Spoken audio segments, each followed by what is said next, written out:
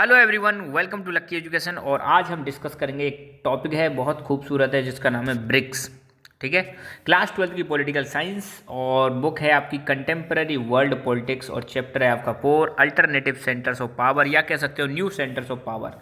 CBSE के द्वारा ये एडेड टॉपिक है, न्यू टॉपिक है और ना भी हो तो आपको भी वैसे भी नॉलेज के पर्सपेक्टिव से बहुत ज़्यादा इंपॉर्टेंट है, आना भी चाहिए। ठीक है, बहुत ज़्यादा चर्चा में रहता है। 5 देशों का ग्रुप है एट प्रेजेंट में, नाम से देख सकते हो ब्राज़ील, रशिया, इंडिया, चाइना और साउथ अफ्रीका। तो इसकी हिस्ट्री भी जानेंगे और इसके अलावा थोड़ा सा मैं आपको एडिशनल भी बताऊंगा। ठीक है, ओके। अगर हम ब्रिक्स की बात करें तो ये क्या है, एक इंटरनेशनल ऑर्गेनाइजेशन है। इंटरनेशनल ऑर्गेनाइजेशन है। ब्रिक्स बना क्यों, सबसे पहले हम जानेंगे क्यों इसकी ज़रूरत पड़ी है ना।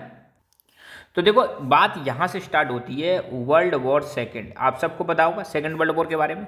सेकेंड वर्ल्ड वॉर 1939 में स्टार्ट हुआ था और 1945 में क्या हो जाता है, खत्म हो जाता है।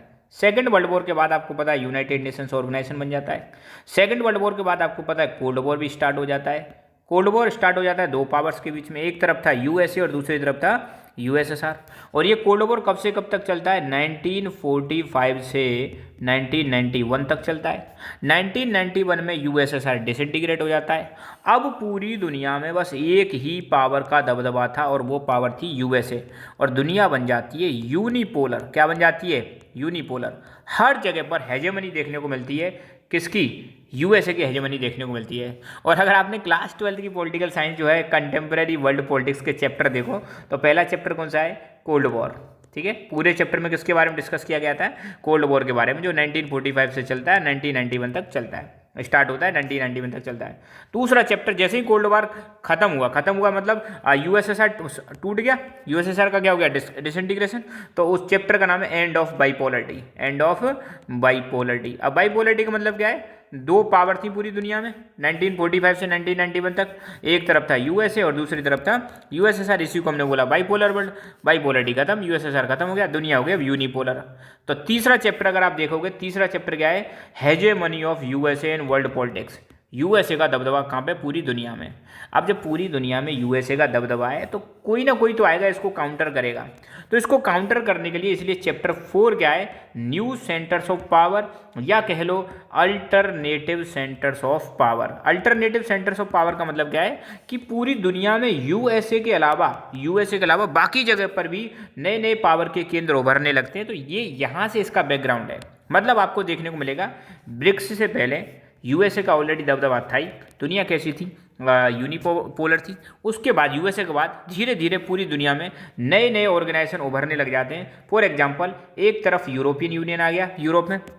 ठीक है, इसके अलावा यूरोपियन यूनियन के अलावा आपको देखने को मिलेगा आसियान, ये भी थोड़ा मजबूत होने लगता है। सार्क, ये भी मजबूत होने लगता है। ठीक है, ये सारे ग्रुप्स आपके दे रखे हैं। इसके अलावा आज की डेट में आप देखो चाइना का राइज हो रहा है और एक तरफ अब ब्रिक्स बन जाएगा पूरी दुनिया में। और ये ब्रिक्स एक प्रकार से समझ लो यूएसए को काउंटर करने के लिए अब बनाया गया था उस समय पर। मतलब ये वर्ल्ड की इमर्जिंग इकोनॉमीज थी, इन इमर्जिंग इकोनॉमीज का ग्रुप था। ठीक है, ब्रिक्स की 14th जो समिट है ना, ये आपको याद नहीं रखनी है, जस्ट मैं आपको नॉलेज के लिए बता दे रहा हूँ।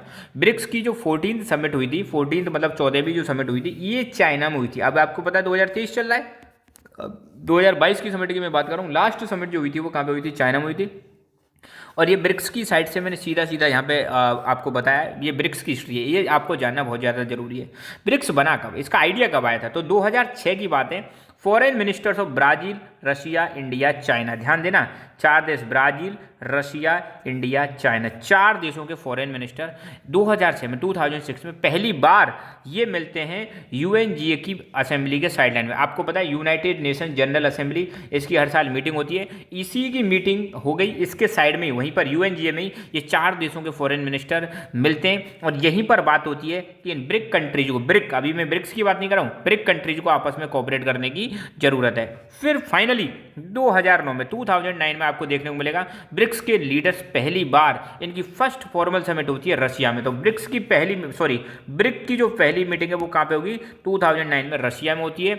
और ब्रिक अब अपग्रेड हो जाएगा और ये बन जाएगा ब्रिक्स। क्या बन जाएगा, ब्रिक्स बन जाएगा। आपको देखने को मिलेगा इसमें साउथ अफ्रीका भी क्या है, इसमें ऑफिशियली इसका मेंबर बन जाता है ब्रिक का, और ब्रिक आपको देखने को मिलेगा ब्रिक्स बन जाएगा। ठीक है, तो ये कहानी इसकी है। अगर वर्ल्ड के मैप में देखो तो ये ब्राज़ील है। ब्राज़ील आपने सुना होगा 1992 अर्थ समिट हुई थी, पता है ना, रियो डी जेनेरियो यहाँ पे एक शहर है। इंडिया चाइना, रशिया और इस जगह पे ये तो ब्रिक का है, इस जगह पे क्या आ जाएगा, साउथ अफ्रीका। 5 देश हो जाएंगे, ठीक है। तो वर्ल्ड का मैप यहाँ पे देखो बिल्कुल अपडेटेड, ये रशिया, ये चाइना, इंडिया, साउथ अफ्रीका और ब्राज़ील, ये 5 देश मिलके क्या बनाते हैं, ब्रिक्स। किस लिए बनाए गए थे, यूएसए की हेजेमनी को काउंटर करने के लिए, ठीक है। ये चीज़ आप समझ लेना। अब चलो एनसीईआरटी में जो दे रखा है आपका एडेड मटेरियल सीबीएसई उधर, उसको देख लेते हैं क्या क्या दे रखा है। तो ब्रिक्स का मतलब है, आज की डेट में अगर कोई पूछे ब्रिक्स का मतलब क्या है, तो ब्रिक्स का मतलब है ब्राजील, रशिया, इंडिया, चाइना और साउथ अफ्रीका, ये 5 देश हैं, ठीक है। ब्रिक्स में अगर कोई पूछे कितने देश हैं आज की डेट में, मेनली 5 देश हैं, ब्राजील, रशिया, इंडिया, चाइना और साउथ अफ्रीका। ब्रिक फाउंड हुआ था 2006 में यूएनजीए की मीटिंग में, यूनाइटेड नेशन जनरल असेंबली जो हुई थी उसकी मीटिंग में फाउंड हुआ था। हालांकि रशिया दे रखा है, रशिया हम नहीं कह सकते क्योंकि यूएनजीए में इसका आइडिया पहली बार डिस्कस किया गया था। फिर ब्रिक बाद में ब्रिक्स बन जाता है, कब बन जाता है, जैसे ही साउथ अफ्रीका इसमें इंक्लूड होता है। और ब्रिक्स की पहली मीटिंग 2009 में 2009 में रशिया में हुई थी। और कौन कौन इसमें इन्वॉल्व था तो आप देख सकते हो, वैसे तो बुक में नहीं दे रखा पर मैं बता देता हूँ इंडिया की तरफ से कौन था।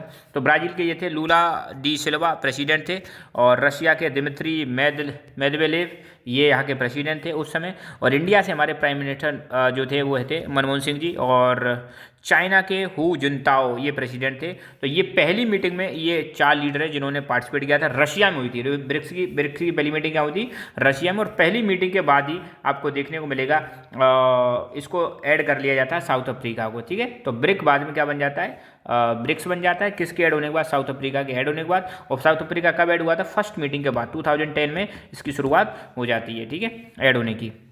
और इसकी पहली मीटिंग कहाँ पे हो गई, रशिया में। इसके अलावा अब यहाँ पे देखा इसका ऑब्जेक्टिव क्या है, उद्देश्य क्या है ब्रिक्स का ऑब्जेक्टिव है to cooperate and distribute mutual economic benefits among its members besides non interference in the internal policy of each nation and mutual equality. तो मतलब ब्रिक्स फोकस करता है कि 5 देश जो हैं ये इकोनॉमिक बेनिफिट का जो फायदा है सारे देशों में मतलब डिस्ट्रीब्यूट करेंगे। ऐसा नहीं है कि किसी एक देश को ज़्यादा फायदा हो दूसरे को कम फायदा हो, जो इकोनॉमिक बेनिफिट है that should be equally distributed, ये इनका पर्पज है। दूसरा, आपस में एक दूसरे के साथ कोऑपरेट करेंगे। तीसरा, एक दूसरे के इंटरनल पॉलिसीज में दखलंदाजी नहीं देंगे। इंडिया के अंदर सरकार क्या पॉलिसी लेके आ रही है, चाइना के अंदर सरकार क्या पॉलिसी लेके आ रही है, ब्राजील के अंदर सरकार वहाँ की क्या पॉलिसी लेके आ रही है, एक दूसरे की पॉलिसीज में इंटरफेयर नहीं करेंगे और म्यूचुअल इक्वलिटी पे फोकस करेंगे। अगर ट्रेड हो रहा है तो दोनों ऐसा कोशिश करेंगे कि दोनों को फायदा हो, इक्वलिटी पे, कोऑपरेशन पे, इन सब चीज़ों पर इनका फोकस होगा। ये चीज़ आपको ध्यान रखना है। अब बुक में जो कॉन्फ्रेंस दे रखी है वो इनकी दे रखी है 11th कॉन्फ्रेंस। तो 11th जो कॉन्फ्रेंस है ये ब्रिक्स की ब्राजील में होती है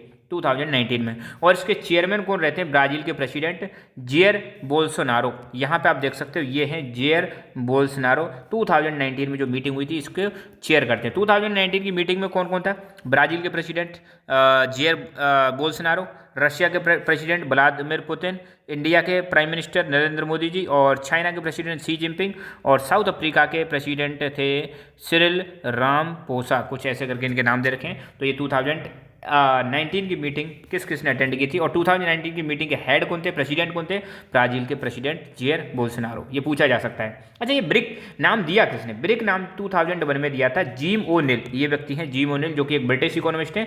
ये उस समय चेयरमैन हुआ करते थे गोल्डमैन सैच नाम की कंपनी के। इन्होंने ये टर्म दिया था ब्रिक। मतलब ये जो ब्रिक है इन्होंने बताया कि ये इमर्जिंग इकोनॉमीज हैं जो क्या कर सकती हैं, यूएसए को काउंटर कर सकती हैं, ठीक है। तो बस इतना ही है। और 2021, अब आप पूछो सर इंडिया में रिसेंटली कौन सी मीटिंग हुई थी, तो 2021 में इंडिया में रिसेंटली ये मीटिंग हुई थी। अब कोरोना काल चला था उस समय पर, तो ये वर्चुअल मीटिंग हुई थी। यहाँ पे आप देख सकते हो 13th ब्रिक्स समिट, जिसमें ये हमारे नरेंद्र मोदी जी हो गए, ये शी जिनपिंग, और इधर ये बोल्सोनारो, ये सिरिल रामपोसा और ये व्लादिमीर पुतिन, 5 लीडर हैं। 5 की मीटिंग 2021 में कहाँ पे होती है, इंडिया में। मगर कैसी मीटिंग थी ये, वर्चुअल मीटिंग थी। वर्चुअल मीटिंग में क्या होता है, ये कंप्यूटर के माध्यम से, टेक्नोलॉजी के माध्यम से, वीडियो कॉन्फ्रेंसिंग के जरिए होती है और इसमें फिजिकली जाने की जरूरत नहीं है, ठीक है। तो ब्रिक्स के बारे में बस इतना ही। Thank you so much, keep learning, keep enjoying and God bless you all.